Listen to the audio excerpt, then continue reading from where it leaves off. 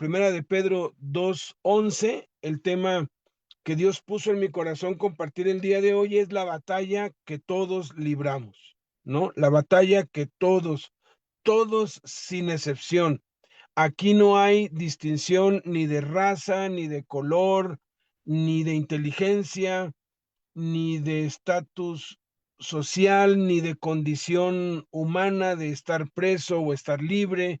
Aquí no hay nada de que, no, pues él ya lleva 10 años y él tiene más batallas que el que apenas recibió a Cristo hoy. No, desde el que recibió a Cristo hoy, o tiene una semana, o tiene un mes, hasta los que ya llevamos, como yo, que soy uno de los dinosaurios, ya las canas están aquí, tengo 61 años y tengo 40 años caminando con el Señor, sigo librando estas mismas batallas todos los días, todos los días, todos los días, y nunca es ni más fácil ni más difícil, dependiendo de cómo uno libra estas batallas. Por eso es la batalla que todos libramos, la batalla que nos es común a todos y que no tiene que ver con que uno sea líder o alguien empiece en las cosas de Dios, porque hay una falsa idea y me da mucho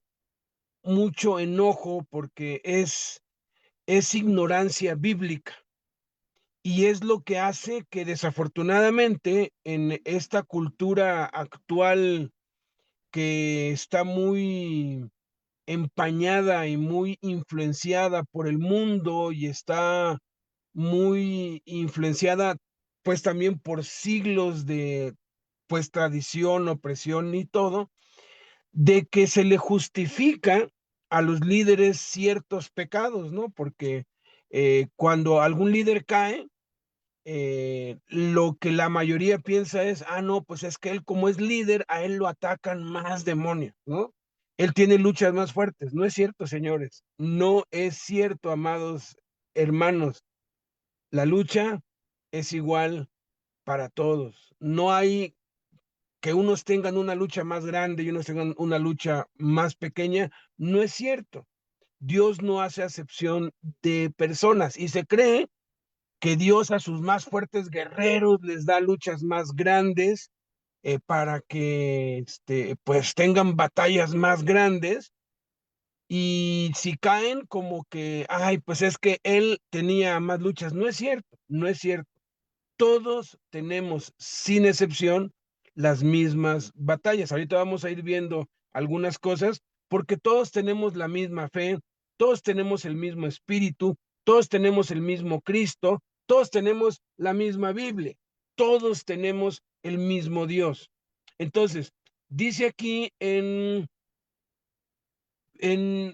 Primera de Pedro 2:11, lo leo y luego voy a intentar poner en pantalla algunos textos. Dice, amados, yo les ruego como a extranjeros y peregrinos que se abstengan de los deseos carnales que batallan contra el alma. Vamos a orar. Padre, te damos muchas gracias en el nombre de Jesús por tu palabra y te pedimos que sea tu Espíritu Santo hablándonos, que sea tu Espíritu Santo trayendo revelación y entendimiento y convicción, Señor, esperanza, Padre, para que podamos atender esta exhortación que tú nos haces, que nos abstengamos de los deseos carnales que batallan contra el alma. En el nombre de Jesús. Amén. Es interesante que la palabra batallar aparece 200 veces en la Biblia, pero únicamente aparece 9 veces en el Nuevo Testamento. Voy a ponerles aquí las citas, las vamos a leer porque todas siguen el mismo contexto. Déjenme lo acomodo aquí. Ahí está. Entonces, no sé si se puede ver eso, César. Sí, sí se ve bien. Dice allí búsqueda avanzada, batalla 120. ¿Resultado? ¿Sí? Sí, Okey. 120 veces aparece la palabra batalla. De hecho, en el Antiguo Testamento hay batallas y hay guerras, y ahora sí que está lleno todo el Antiguo Testamento de muchas batallas, las batallas de David. De hecho, Abraham fue un guerrero también, pero en el Nuevo Testamento únicamente aparece 9 veces la palabra batalla. Y ahora nosotros no estamos batallando con armas naturales. Las batallas del Antiguo Testamento se peleaban con algo, con espada, con lanza, con jabalina, pues, peleaban con flechas, ¿no? De hecho, cuando se enfrentó David contra el gigante Goliat, lo que le dijo es: "Tú vienes a mí con espada y con lanza y con jabalina, mas yo vengo a ti en el nombre de Jehová de los ejércitos, a quien tú has desafiado". Pero él iba con 5 piedras, entonces usó una piedra, o sea, tuvo que usar algo. Ya las armas de nuestra batalla no son terrenales. Entonces, quisiera leer los 9 textos y todos hablan acerca de lo mismo. Dice: "Y si la trompeta diere sonido incierto, ¿quién se preparará para la batalla?". Esto está en Primera de Corintios 14:8.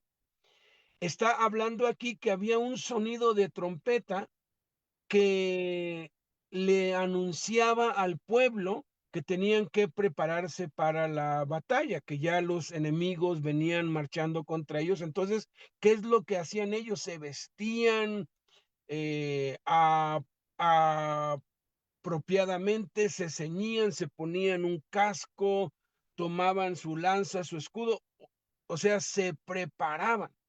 Entonces, lo que el Nuevo Testamento nos está diciendo aquí, las verdades que nos está mostrando aquí acerca de la batalla, es que tenemos que prepararnos. Hay un tiempo de preparación. No todo es batalla, no todo el tiempo estamos enfrentando luchas, no todo el tiempo estamos con tribulaciones y con aflicciones, no.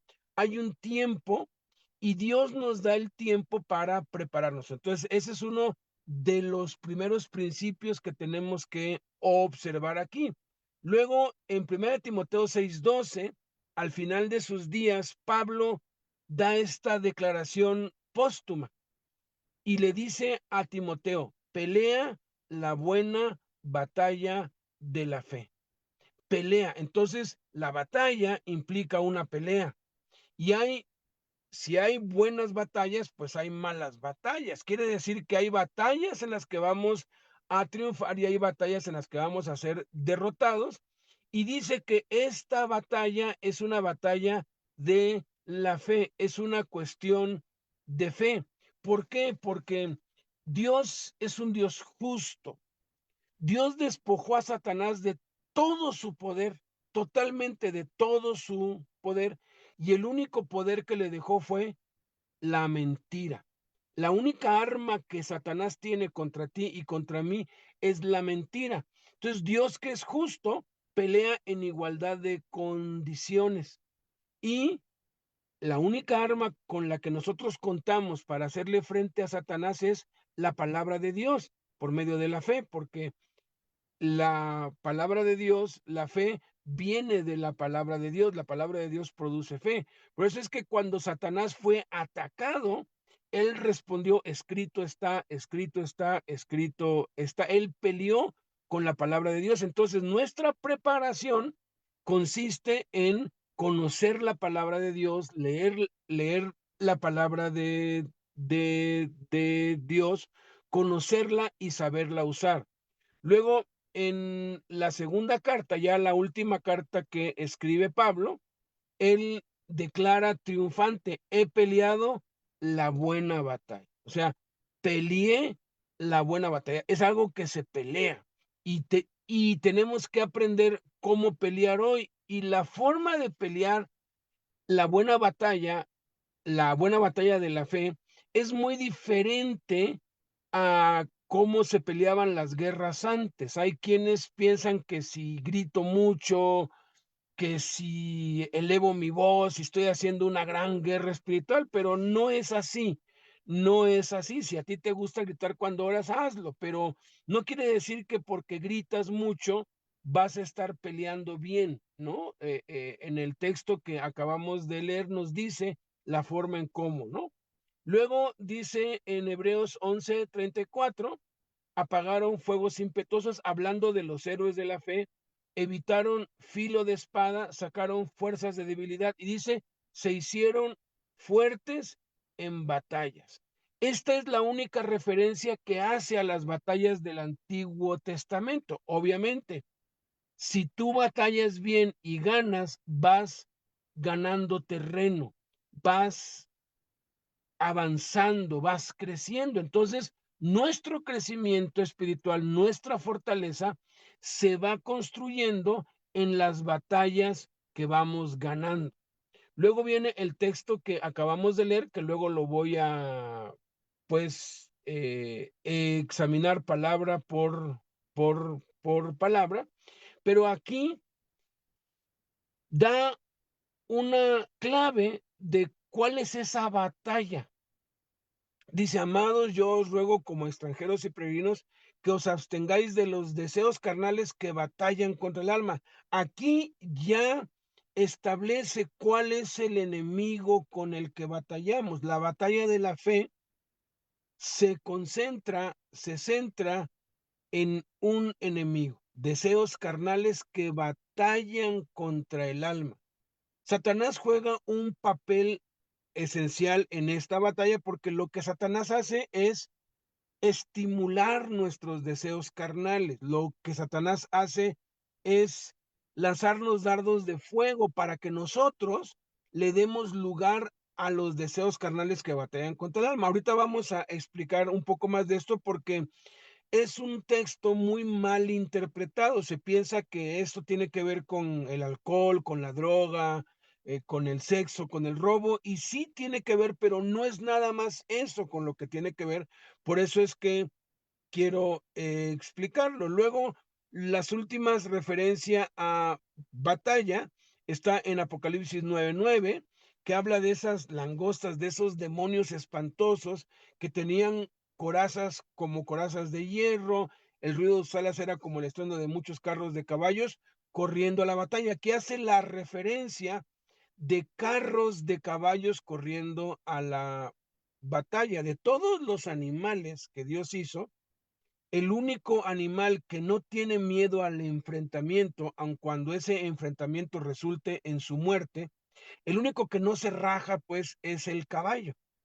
El león, sí, el león no vuelve atrás por nada, pero el león mide sus pasos. El león es muy inteligente y acecha, y cuando se presenta es porque ya sabe que tiene la batalla, pues, ganada, ¿no? Pero los caballos, es más, huelen cuando va a haber batalla y los caballos se lanzan, corren, no miden, pues. Los caballos por eso los han usado durante siglos para las guerras, porque, aun cuando sí deben experimentar algún temor por instinto, su brío, que es lo que los caballos tienen, su brío hace que superen ese miedo instintivo y se lancen con todo em, a la batalla. El león más bien se planta en su lugar y no se mueve de allí y no retrocede, pero los caballos se avientan, pues, o sea, no esperan, como David, ¿no? Cuando dijo, pues vamos contra él y fue corriendo, así que entonces, esto es algo que nos muestra que si bien debemos prepararnos para la batalla que nos es común a todos, que todos pues tenemos y que vamos a tener por el resto de nuestra vida, tenemos que enfrentarla. Mientras más rápido lo hagamos es, pues, más eficaz. Luego en Apocalipsis 12:7 nos habla de que hubo una gran batalla en el cielo.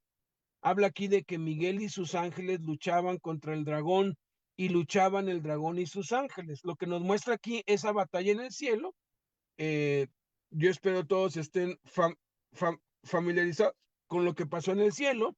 Satanás codició el trono de Dios, quiso ser como Dios y sedujo a la tercera parte de los ángeles y hubo una gran batalla y en la cual Miguel, el arcángel Miguel, lideraba a los ángeles, al ejército de Dios, y lucharon contra Satanás y contra sus ángeles y los arrojaron a la tierra. Fue cuando Satanás fue expulsado. Entonces, pero lo que nos incumbe aquí es que la batalla incluye una pelea y una lucha. Pelea y lucha son sinónimos, ¿no? La lucha libre, el box, el karate son ejemplos de luchas o de batallas o las guerras y todo lo que implique enfrentamiento, esfuerzo, riesgo. Y en Apocalipsis 16:14 habla aquí que el anticristo de su boca salen unas ranas que son espíritus de demonios que hacen señales y van a los reyes de la tierra en todo el mundo para reunirlos a la batalla de aquel gran día del Dios Todopoderoso. Esto nos habla del Armagedón, cuando Satanás reúne a 200 millones de soldados en el valle inmenso de Armagedón, ya está demostrado que sí caben, para exterminar y borrar del mapa de una vez por todas y finalmente a los, a los judíos. Ese valle de Armagedón es un terreno árido, no se puede ni sembrar, no se puede vivir. Ahora sí que es un terreno que no sirve para nada, pero está siendo reservado por Dios para esta batalla del día final, cuando Satanás, el anticristo, el falso profeta van a liderar un ejército de 200 millones para erradicar de la tierra a los judíos. Y es entonces cuando Jesús va a descender y los va a vencer con el aliento de su boca. Aquí habla, dice, para reunirlos a la batalla. Entonces aquí nos está mostrando que la batalla no la podemos o no la debemos hacer solos, ¿no? Que debemos apoyarnos los unos con los otros para esta batalla. Y la última referencia está en Apocalipsis 28, que dice que después de los 1000 años, Satanás será soltado de su prisión y saldrá a engañar a las naciones que están en los cuatro ángulos de la tierra, a Gog y a Magog, a fin de reunirlos para la batalla. Otra vez nos habla aquí que las batallas, obviamente, cualquier batalla si uno pelea solo, pues no puede. David sí peleó contra Goliat porque era el desafío que les habían puesto. Denme un nombre. Pero una vez que David derrotó a Goliat, todos los israelitas fueron tras los filisteos y se enfrentó ejército contra ejército. Entonces, vamos a Primera de Pedro 2:11, en donde aquí dice, amados, y lo primero que tenemos que entender en esta batalla que libramos todos es que tenemos un Padre amoroso, tenemos un Padre misericordioso, un Padre que nos ama, nos dice amados. Todos hemos experimentado derrotas, todos hemos experimentado fracasos en nuestra vida, todos sin excepción. Y uno se siente como cucaracha fumigada, uno se siente mal, uno siente que no es digno, se quiere apartar de Dios. Yo cuando, cuando hablo sobre este tema, a mí me gusta pues sacar una anécdota que yo tuve con un gran amigo que ahorita está hospitalizado porque tuvo un accidente, José Manuel Torres Romero. Él estaba preso en la en la Penny, esto fue, no sé, hace como 25 años, más o menos. eh, y él estaba yendo ya al culto, a las reuniones, ahora sí que él estaba ya metido allí en las cosas de Dios. Yo iba los días viernes. Entonces, un viernes que yo voy, llego y no lo veo. Y ya cuando me estoy yendo, me aborda él y me dice, hermano, quiero decirle que ya no voy a estar yendo al culto ni a nada. ¿Por qué? Le dije, no, pues porque no soy digno, me dijo, soy una basura. Le dije, a ver, ¿qué es lo que pasó? No, es que vino un amigo de hace años y me dejó dinero, dice. Me dejó un dinero y pues yo con ese dinero me drogué, me fui a los excesos y ahora sí que me puse mal, dice. Y al otro día, pues me di cuenta que pues sigo siendo una basura, que no puedo vencer la droga, que estoy mal. Entonces yo ya me voy y le dije, a ver, a ver. Ah, no, porque igual me dijo, yo no soy hijo de Dios. Le dije, a ver, vamos por partes. Le dije, José Manuel, dime desde qué edad te drogas. Me dijo, no, pues desde los 8 años. 8, 9 años. Y él está oyéndonos aquí. Igual me puedes, pues, corregir, José Manuel, si algo no es, pues, preciso, o sea, desde niño, ¿no?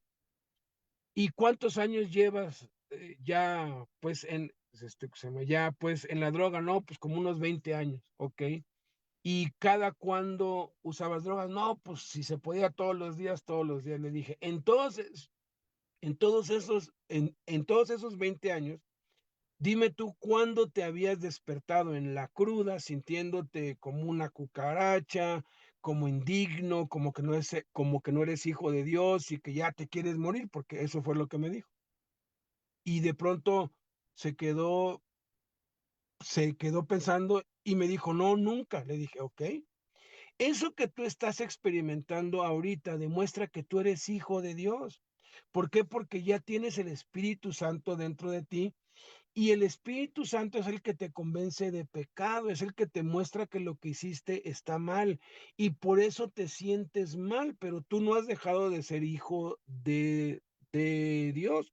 Confiésale tu pecado a Dios, arrepiéntete. No, pues ya lo hice, ya le pedí perdón, pero me sigo sintiendo mal. Le digo, entonces esa es la condenación del diablo, porque tú eres amado por Dios y Dios no te ama. Escúchenme y escúchenme todos. Dios no nos ama si nos portamos bien.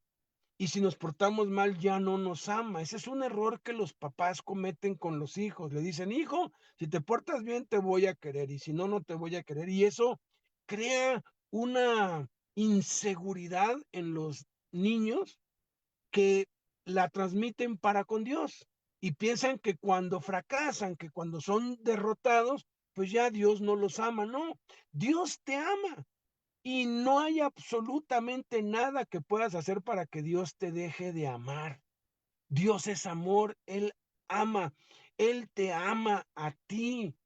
Y le da tristeza cuando nosotros fracasamos, por supuesto que sí, pero no es algo que haga que Dios se enoje, porque muchos dicen, Dios está enojado con el impío, sí, con el impío, pero no contra sus hijos. Y si Dios se enoja, es lo que se conoce como contristar, es un enojo de tristeza, no es un enojo como de alguien que quiere vengarse. Dios no es vengativo, Dios te ama. No importa si fracasas, Dios te ama. Y la mejor ilustración que yo he oído fue la de Jeff Farrar, cuando él Cuando él dijo, cuando uno tropieza, cuando uno reincide en algo que sabe que no debe hacer, cuando uno pierde la batalla, uno siente que ya Dios ya no quiere nada, que Dios ya lo abandonó y se siente mal, pero para Dios, que es nuestro Padre, es como un papá que de pronto huele algo feo, ¿no? Y cuando uno huele algo feo, porque el bebé de una semana o de un mes de recién nacido se hizo popó, pues uno frunce, ¿no? Eso huele feo, eso es desagradable. La popó de un bebé es desagradable. Yo sé que cuando son los bebés nuestros, pues nos hacemos a la idea, no, es la popó de mi hijo. No importa, la popó huele feo. Es más, uno siente, huele, ay, ya se hizo popó ¿qué se llama? ¿Qué se llama? El bebé. ¿Y qué es lo que el papá hace?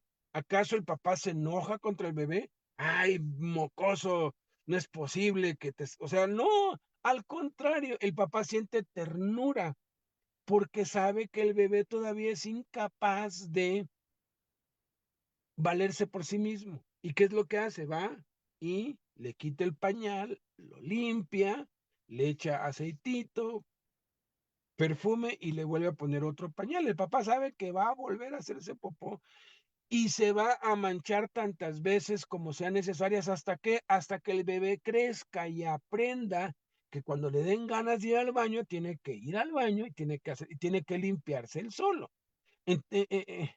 Entonces, cada tropiezo, cada fracaso que hemos tenido y que vamos a seguir teniendo, porque no todo tiene que ver con la droga. Muchos dicen, ay, recayó en las drogas. Pues sí, pero tan pecaminoso es eso como los pecados del alma, los que no se ven o los que hacemos en oculto que nadie ve. Incluso de aquellas cosas buenas, pero que las hacemos con una intención mala. Por eso es que habla de obras muertas. El que sabe hacer lo bueno y no lo hace, le es pecado. Entonces, tan desagradable es para Dios que alguien recaiga en las drogas, como desagradable es para Dios que uno no ore. Porque la Escritura dice que no orar es un pecado. Tan desagradable para Dios es que tú no le hables de Cristo a alguien cuando tienes la oportunidad, como que vayas y te emborraches, porque la visión de los hombres del pecado es diferente a la de Dios. Para Dios no hay pecados grandes ni chicos, hay pecados que tienen consecuencias mucho más graves que otras. Una mentira piadosa, le dices a alguien, pues viene y te dice, oye, ¿cómo me veo? Y tú por dentro dices, uy, te ves horrible. Tú, bien, bien, ya pecaste. Aun cuando tu intención fue no lastimar a la persona, ya pecaste porque mentiste. Eso no te va a traer ninguna consecuencia. Es más, hasta la persona que te lo preguntó, pues puede ser que se sienta bien, pero tú, a los ojos de Dios, tú ya pecaste. Y tan pecado es eso como asesinar, como secuestrar, como reincidir en las drogas. Entonces pecamos todos los días, ¿no? De muchas formas. No solamente por hacer lo malo, sino por no hacer lo bueno o por cometer faltas que para nosotros son pequeñas. Dios nos ama y nunca nos va a dejar de amar y no hay absolutamente nada que haga que Dios nos deje de amar, o que nos ame más o que nos ame menos. Él nos va a amar siempre igual. Obviamente, amamos a nuestros hijos, pero queremos que crezcan, queremos que ya no usen pues pañal, que vayan al baño, que se limpien ellos mismos, que se bañen, que se valgan por sí mismos, y eso nos da muchísimo gusto, que lleguen a un punto en su vida que ya se pueden defender por ellos mismos.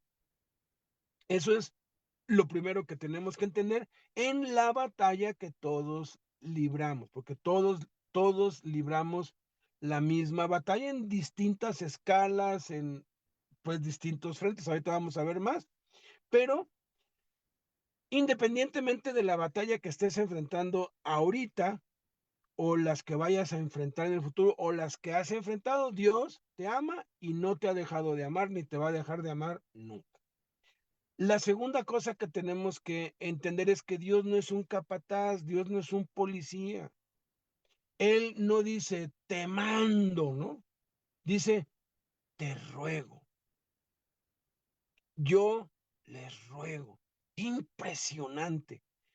Que miren, esto cambia todo, porque la mayoría tiene una idea de un Dios así que está serio y que dice: "Tienes que hacer esto", y es como un policía que nada más está esperando una falla para darte con el látigo. No, Dios es nuestro Padre. Y Él nos ruega. Es conmovedor lo que dice Segunda de Corintios capítulo 5. Dice: "Nosotros somos embajadores en nombre de Cristo", como si Dios rogase por medio de nosotros, reconcíliense con Dios. Dios suplica, Dios ruega. Oye, pero es Dios, ¿cómo es posible que Dios haga eso? Porque Dios es un Dios humilde. Jesús dijo: "Aprendan de mí que soy manso y humilde de corazón". Él podría obligarnos, él podría a la fuerza agarrarnos y hacernos mano de, pues, cochino, como dicen, y obligarnos, y le obedeceríamos, pero no sería de corazón. Él podría aplicar todo su poder y toda su fuerza. Lo hizo con el pueblo de Israel, lo hizo. Quien tantito desobedecía le caía un rayo. Uno quiso agarrar el arca y mole, se lo mató Dios y mató a los hijos de Aarón por ofrecer fuego extraño, y mató a la tribu de Coré, Datán y Abirán. Abirán y se los tragó y hizo descender fuego del cielo sobre Sodoma y Gomorra. Dios puede, claro que lo puede hacer, pero todo el Antiguo Testamento nos muestra que eso no funciona, que eso no establece un vínculo de amor entre el ser humano con Dios. La única manera en que tú y yo podamos de verdad tener un vínculo de amor con Dios es a través de la muerte de Cristo, a través del sacrificio de Cristo. Y es la única forma como de verdad nos rendimos a Él, no por reglas, no por amenazas, tampoco por interés, porque hay quienes condicionan, y en el Antiguo Testamento hay mucho esto. Si tú haces esto, te voy a bendecir con esto. Y si tú te portas bien, entonces todo es condicionado, y hay muchos, desafortunadamente muchos, que se comportan así, que obedecen a Dios porque tienen el interés de que Dios les dé algo, o tienen el miedo a que los castigue. Y cualquier cosita que pasa, ya me está castigando Dios. No, no, no, no, espérame. El Dios de la Biblia no es así, es un Dios amoroso, y es un Dios que, como un padre a sus hijos, nos ruega. Miren, lo que Él nos está mandando aquí es por nuestro bien, no es por el bien de Dios. Job dice: "Si tú te portas bien o mal, ¿qué le haces a Dios? No le afectamos en nada", pero sí en su corazón, porque es nuestro papá. Es como ver un padre a su hijo y que empieza a hacer cosas desagradables, que llega borracho o lo encuentra tirado de borracho en la calle, todo vomitado, pues le da tristeza, al padre le da tristeza, y no quisiera, ningún padre quisiera ver a sus hijos así. Entonces, es un Dios que nos ruega, no nos obliga, no nos manda, no nos condiciona, no nos amenaza, nos ruega. Si vamos a obedecer los mandamientos de Dios, y vaya que Cristo dio más de 250 mandamientos, tiene que ser por amor, tiene que ser porque entendemos que el corazón amoroso de nuestro Padre nos ha dado todos esos mandamientos para nuestro bien, a nosotros nos conviene. Luego dice, nos define, dice, como a extranjeros y peregrinos. Extranjero significa que nuestra ciudadanía está en otro lugar. Yo ahorita estoy en la ciudad de Puebla. Yo no soy extranjero aquí, soy mexicano, pero en agosto, si Dios quiere, vamos a ir a Washington, D.C. Y estando en Estados Unidos, sí voy a ser extranjero. Y nos recuerda, mira, tú vives en un país y yo vivo aquí en México, pero aún estando en México, yo soy extranjero espiritualmente hablando. Naturalmente soy mexicano y tengo que pagar impuestos acá, y tengo que cumplir con las leyes acá, y tengo que respetar las normas, y tengo que sujetarme a las autoridades de este país de México, pero espiritualmente soy un extranjero. Nosotros nos regimos por leyes superiores. Si la ley dice que es ilegal una cosa y Dios lo dice, pues bueno, pues de todos modos yo no lo iba a hacer porque Dios dice que eso está mal, es ilegal robar. Entonces, Dios, que es mi ley superior, porque somos ciudadanos del cielo, pues me dice que no robe. Pero la mayoría de las veces, la ley humana legaliza o permite cosas que Dios prohíbe. A nadie castigan o procesan porque se hace una escultura de un Dios, porque se hace un ídolo, porque tiene imágenes en su casa, porque anda cargando escapularios o cosas así. Pero Dios dice, hey, hey, yo aborrezco eso, deshazte de esas cosas. Y yo tengo que obedecer es a Dios y no a las leyes de los hombres. La ley dice que pues es lícito el alcohol y ya es legal la marihuana para uso recreativo. Bueno, ¿qué es lo que Dios dice? Dice, no, tu cuerpo es templo del Espíritu Santo y tú tienes que cuidarlo, tienes que mantenerlo sano, porque tienes que cuidar el cuerpo. Entonces, nosotros nos regimos por leyes superiores. Y luego dice peregrinos. Peregrinos quiere decir que estamos de paso. Esta tierra no es nuestro destino final. Estamos de paso. Dentro de 100 años, todos los que estamos aquí oyendo no vamos a existir más. Si Jesús no viene en los próximos 100 años, Él puede venir hoy, ¿eh? Él puede venir hoy. Ya hay guerra. Israel contra Irán están a todos, están dando con todo y es muy seguro que se desencadenen acontecimientos mundiales.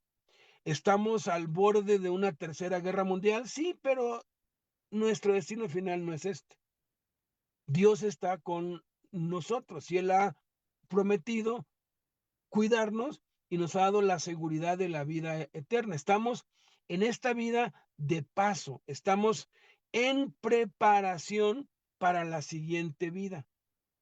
Y entonces, ya que tenemos eso claro, que nosotros estamos bajo leyes superiores, que tenemos un Dios amoroso, un Dios que lo único que quiere es nuestro bien y que nada más estamos de paso, que no vamos a estar eternamente aquí, entonces da la orden, porque es una orden, pero es una orden, es un mandamiento por amor, que se abstengan de los deseos carnales que batallan contra el alma. Y antes de ver el corazón de esta enseñanza, que es la manera en cómo nosotros hacemos la guerra contra los deseos carnales que batallan contra el alma, es importante definir aquí lo que son los deseos carnales. No dice absténganse de los deseos carnales. Punto. No, no, no, no, no, porque los deseos carnales no son malos por naturaleza. Cuando habla de carnal o de la carne, se está refiriendo a la parte terrenal, a lo que vemos, oímos, olemos, palpamos, gustamos y sentimos. La carne no se refiere nada más al cuerpo. La carne no se refiere nada más a las cosas escandalosas, porque casi todo el mundo asocia la carne con el sexo, con los excesos, con la droga, con el asesinato. No, no, no, no, no. Un ejemplo de un deseo carnal es el hambre. ¿Por qué? Porque nuestro cuerpo siente hambre, ¿no? Nuestro cuerpo siente hambre, es un sentimiento natural que Dios nos dio. ¿Es pecado sentir hambre? Por supuesto que no. Jesús sintió hambre. El problema es cómo yo satisfago ese deseo. Y Dios estableció que para comer hay que trabajar. Entonces, a través del trabajo, y, y obviamente de un pues trabajo honesto, yo puedo alimentarle, porque el trabajo del hombre es para su vientre, ¿no? El 80% de lo que hacemos es para mantenernos vivos, para poder, pues tomar agua, eh, pues comer y todo. Ese es un deseo lícito. Pero ese deseo lícito puede ser suplido por medios ilícitos. Y ahí es donde entra la batalla. ¿Por qué? Porque si no tengo trabajo, pues tengo que buscar trabajo, ¿no? Pero pues la vía corta, ¿cuál es? Pues robo, ¿no? Robo, al fin que pues robar comida pues ya no es pues delito grave. Durante un tiempo pues robar en un Oxxo te daban años de cárcel. Cambiaron ya las reglas y empieza a haber mucho robo de comida porque ya no es algo grave.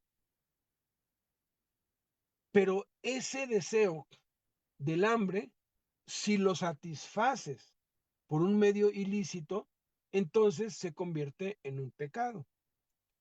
El sexo, que es algo que nos ataca mucho a los hombres, a los varones. El sexo es un deseo lícito. Dios nos hizo seres sexuales. Dios nos hizo así para la reproducción de la especie, para que se preserve la especie humana. Y tenemos deseos sexuales. El deseo sexual no es malo.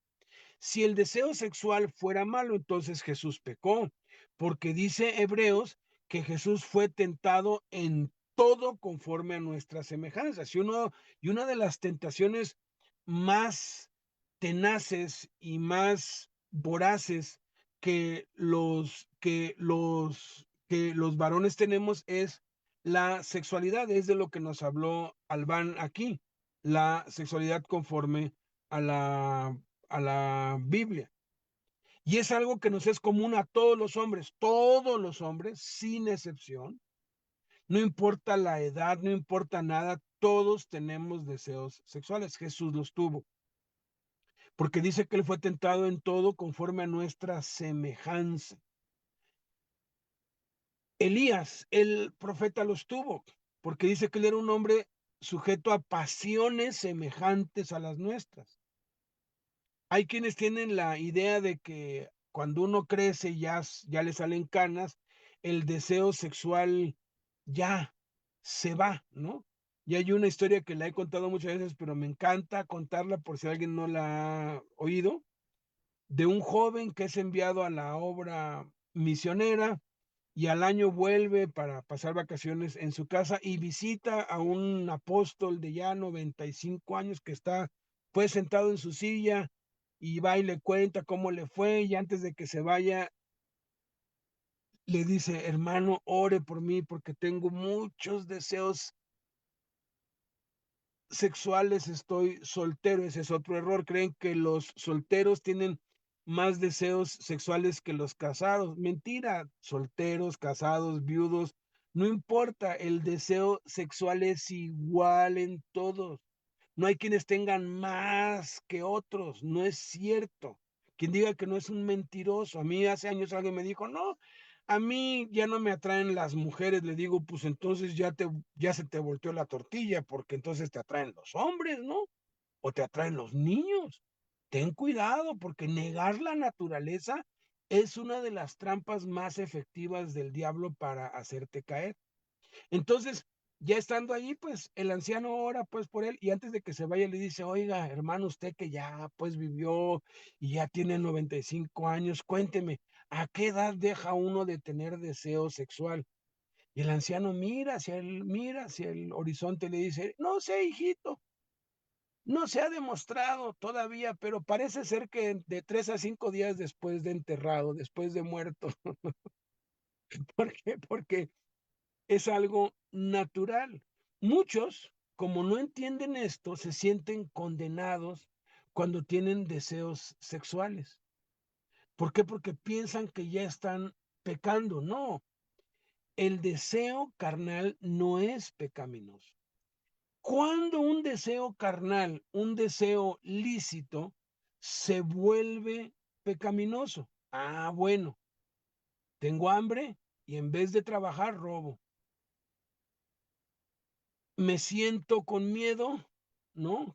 Y quiero sentirme con paz en vez de orar, porque Dios dice, estás ansioso, estás preocupado, pues ora. Por nada estés afanoso, sino trae todas tus peticiones delante de Dios y la paz de Dios que sobrepasa todo entendimiento guardará tu corazón. Querer sentir paz no es malo. ¿Qué es lo que ha provisto Dios? Ha provisto la oración, echando toda nuestra ansiedad sobre Él porque Él tiene cuidado de nosotros. La ansiedad es terrible. ¿Por qué? Porque es un malestar, es algo que nos duele. Es como la ansiedad hace que muchos caigan. ¿Por qué? Porque es un dolor, como un dolor en el alma. Cuando te duele una muela, a mí cuando me duele una muela me pongo manos y oro. Si no se quita el dolor, le pido a alguien más que ore, un niño, busco la forma, pero si sigue doliendo, pues me tomo una pastilla contra el dolor, ¿no? Cuando lo que tendría que hacer es ir con el dentista para que revise y vaya a la raíz, ¿por qué me duele? ¿No? Pero, ¿qué es lo que uno hace? En vez de ir con el doctor, toma una pastilla contra el dolor, que es un remedio temporal. Pero cuando el efecto de la pastilla pasa, se toma otra y ya no le hace efecto, ahora tiene que tomar dos.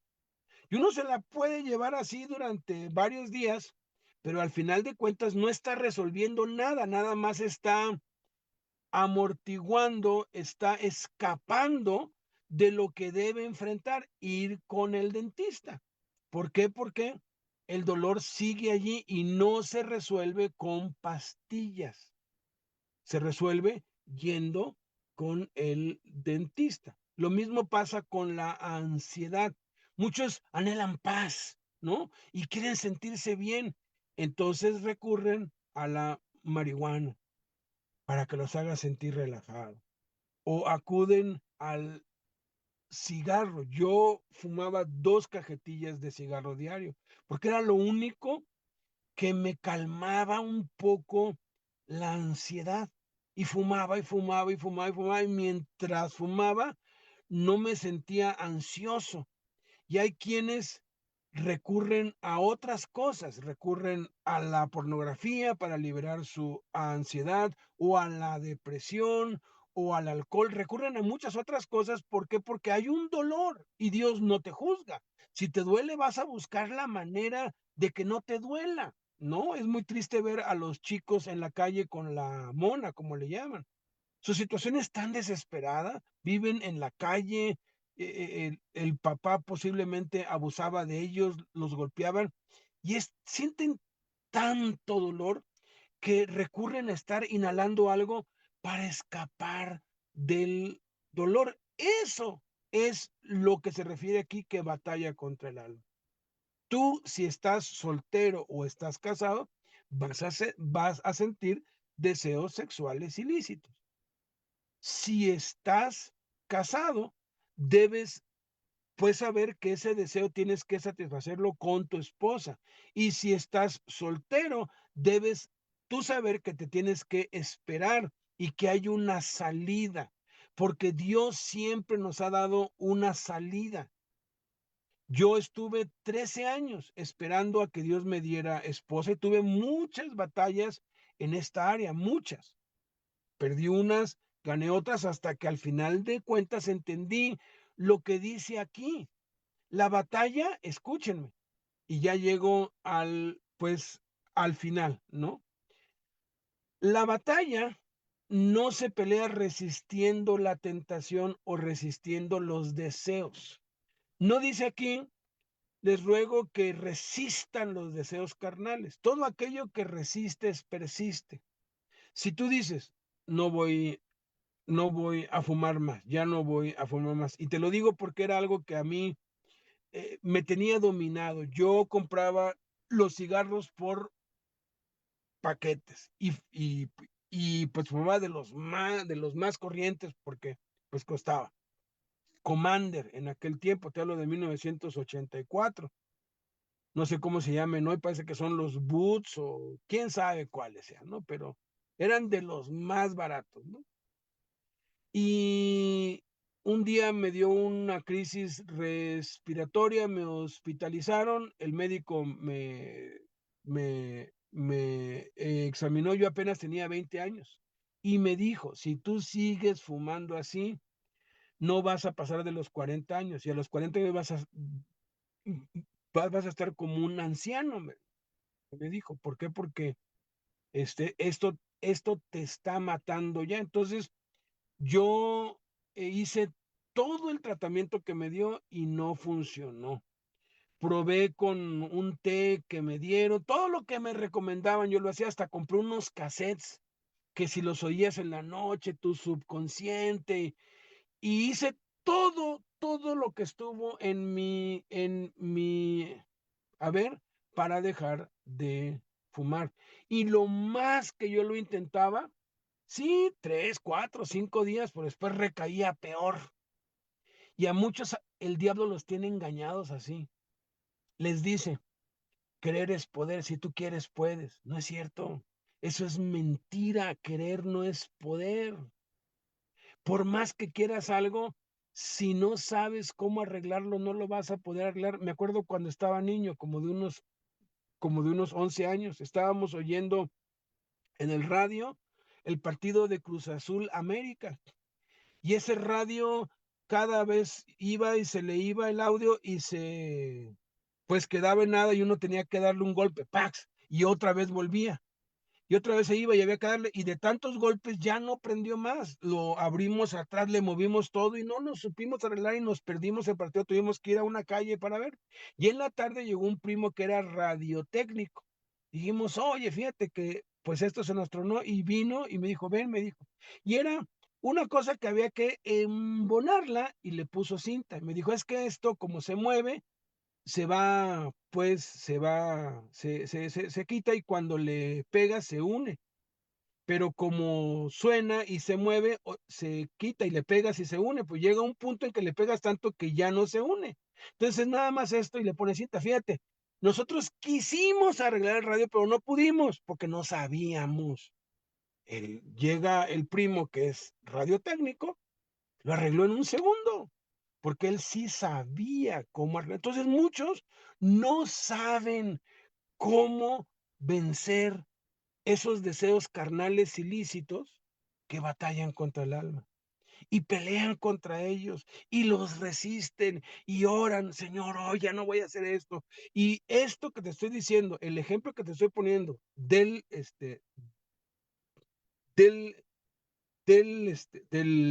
¿cómo se llama? Cigarro, a ese mal hábito que yo tenía, que era algo que me derrotaba todos los días, puedes puedes llamarlo mentiras, masturbación, pornografía, gula, malas palabras, celos, iras, contiendas, disensiones, herejías, y ahí está la lista en Gálatas capítulo 5.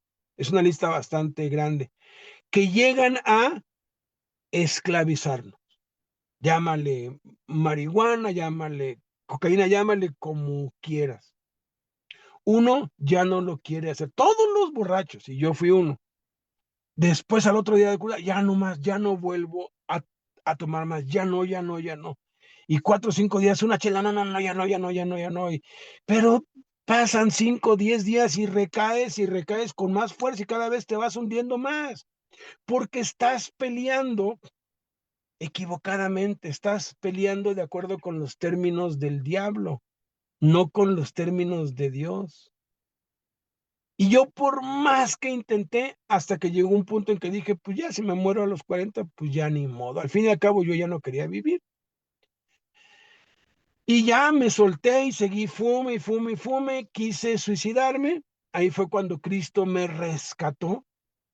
Y entonces, pues, yo dije: "Pues bueno, si aquí dice todo lo que le pidas al Padre en mi nombre, Él te lo dará". Pues dije: "Señor, quítame el quítame este vicio, quítame este vicio, quítame este vicio. Y lloraba y cada vez era peor y peor y peor y peor y peor.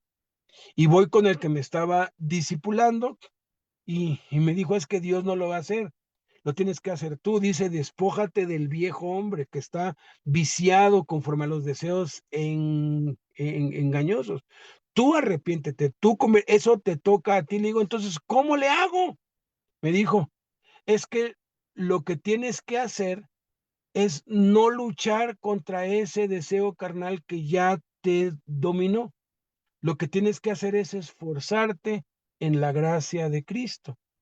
Lo que tienes que hacer es meterte con, con Dios y eso va a hacer que tengas la victoria.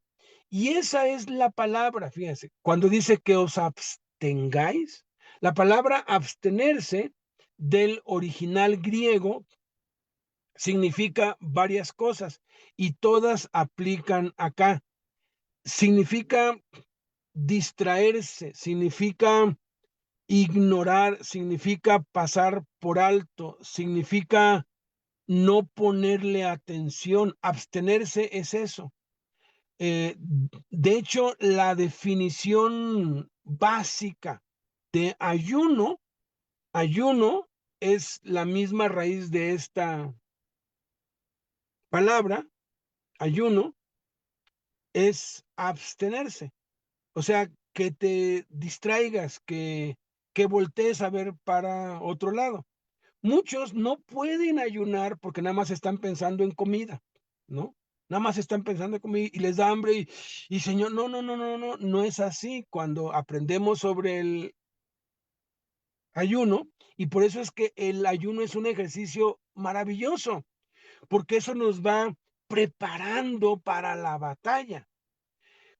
La forma más efectiva de ayunar es cada vez que te da hambre, ponte a leer la Biblia, ponte a orar, cambia tu atención, voltea para otro lado, o sea, no le pongas atención a eso. Entonces yo le dije, pero oye, yo no puedo dejar de fumar, me dijo, y Dios lo sabe, porque él me dijo, tienes que leer este libro, léelo, léelo y léelo y otra vez léelo y a medida que tú vayas conociendo a Dios, vas a cambiar, escúchenme, sin esforzarte. Lo que se conoce como el cambio sin esfuerzo. Mi esfuerzo no está en dejar lo malo, mi esfuerzo está en conocer a Cristo. Entonces le dije, oye, pero si, o sea, tengo mientras leo, pues no puedo dejar de fumar. Me dijo, Dios ya sabe que tú fumas, Dios ya sabe que tú haces eso, lee, no importa que fumes, me dijo. Y ahí estaba yo, lee, y fume, y un hermano pasó y me dijo, hipócrita, ¿cómo es posible que estás cometiendo ese sacrilegio? La Biblia es la palabra de Dios, y tú estás pisoteando la sangre de Cristo. No, hombre, me puso una barrida, yo, yo era nuevo, y voy con mi amigo, le digo, oye, alguien vino y me dijo que soy un hipócrita porque estoy leyendo la Biblia y estoy fumando. Me dijo, bueno, me dijo, serías hipócrita si te escondieras y presumieras que ya no fumas mientras fumas. Ese es un hipócrita, es alguien que aparenta una cosa que no es. Y me dijo, dime, ¿de verdad quieres dejar de fumar? Le dije, por supuesto que sí, lo he intentado de 20,000 formas y no he podido. Ah, ok. Entonces, la próxima vez que alguien te diga hipócrita, dile, no, no soy un hipócrita, soy un enfermo y que está consumiendo su cura, porque la Biblia es tu medicina. Entonces yo seguí, otra vez pasó, me dijo hipócrita, le dije, no, le dije, soy enfermo y estoy, porque miren, muchos, por esa condenación, por ese engaño, se pierden de lo que Dios dice que tenemos que hacer para ser libres. Hemos tenido experiencias en el reclusorio Oriente. Me contó una vez Arnold y otros que fueron allí en la celda en donde estaban fabricando las cestas de piedra y de mota. y que habló con pues con el que los dirigía. Le digo, oye, ¿puedo hablarles? Sí, háblales. Y les empezó a hablar de Cristo y empezó a ir y les daba clases y empezaron estos a tomar clases los que estaban fabricando droga. El primero que se convirtió fue el que estaba al frente de eso. Él nos lo contó, que no podía creer que Dios lo amaba a pesar de que estaba drogándose y vendiendo droga a otros, porque muchos cuando fracasan y son derrotados piensan que ya no hay esperanza, que ya Dios ya les dio la espalda. No es cierto, por eso empieza aquí, amados. No importa que caigas, yo te voy a seguir amando, solamente abstente. Esto es, no te enfoques en lo que te vence, no te enfoques en ese mal hábito. Cambia tu enfoque, eso es lo que significa abstenerse. Cambia tu enfoque, cambia de canal. Entonces yo estaba fumi, leí, fumi, leí. Y no sé cuánto tiempo pasó, pero de pronto me quedé con la historia de, pues, Sansón y Dalila, y ya me dio sueño como a las 2 de la mañana y me fui a dormir.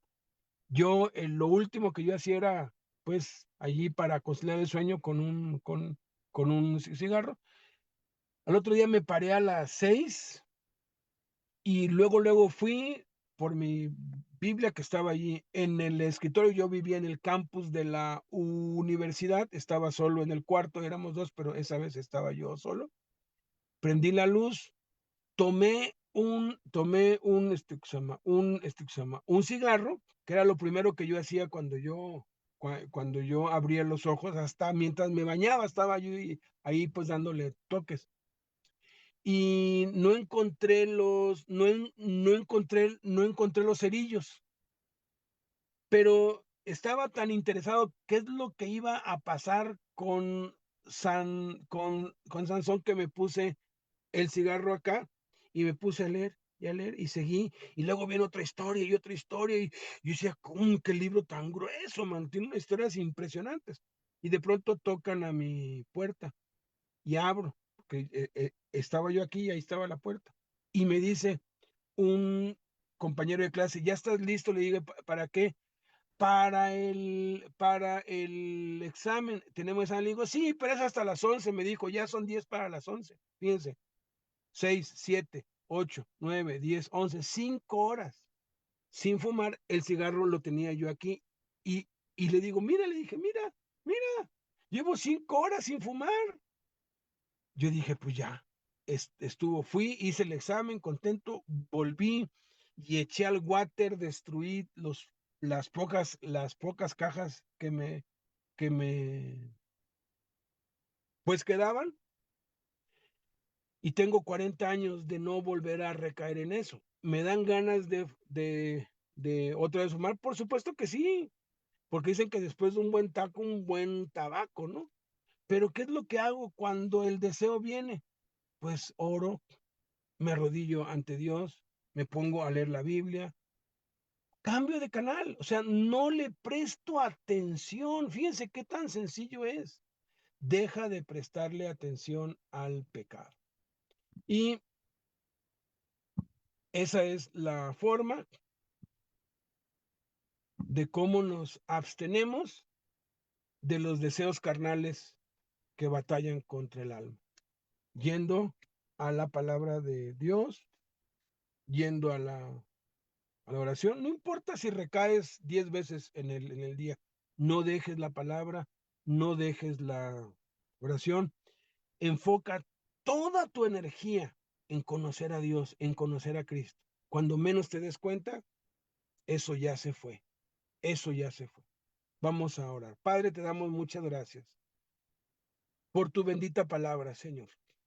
Gracias porque es muy sencillo, Padre, y de tan sencillo que es a veces nos cuesta creerlo. Y es muy opuesto y muy radicalmente diferente a lo que enseña la psicología y la ciencia y todo lo que aprendimos en esta vida, Señor. Pero tú dijiste y sostienes, si permanecieren en mi palabra, serán verdaderamente mis discípulos y conocerán la verdad, y la verdad los hará libres. Nuestro esfuerzo, nuestro enfoque debe estar en permanecer en tu palabra, permanecer en ti. Y no es nuestro esfuerzo, no es nuestra inteligencia, no es una oración, porque a veces sí hay que orar, pero nuestra oración debe estar enfocada a conocerte a ti, no a resistir los deseos carnales que batallan contra el alma, Padre. Permítenos ponerlo en práctica, permite, Padre, que se tengan paciencia nuestros hermanos dentro de la cárcel, que tengan paciencia con los nuevos, Padre, que llegan y siguen todavía drogándose, siguen fumando, que no los rechacen, Padre, que les digan que no importa si fuman y se drogan, Dios los sigue amando, pero que Él quiere que dejen eso por el bien de ellos, pero que si se aplican, si se consagran, si se meten con Dios, entonces van a poder ser liberados de eso, incluso aun cuando no quieran, porque tu palabra es viva y eficaz y es poderosa, Señor. Padre, que no rechacemos a nadie, Padre, que abramos la iglesia a todos, a los adictos, a los que fuman, a los que tienen otras ideologías, Padre, que seamos como Jesús, que abre sus brazos a todos, porque es a través de conocer a Jesús que la verdad nos hace libres, verdaderamente y permanentemente libres. En el nombre de Jesús. Amén. Listo, mi César.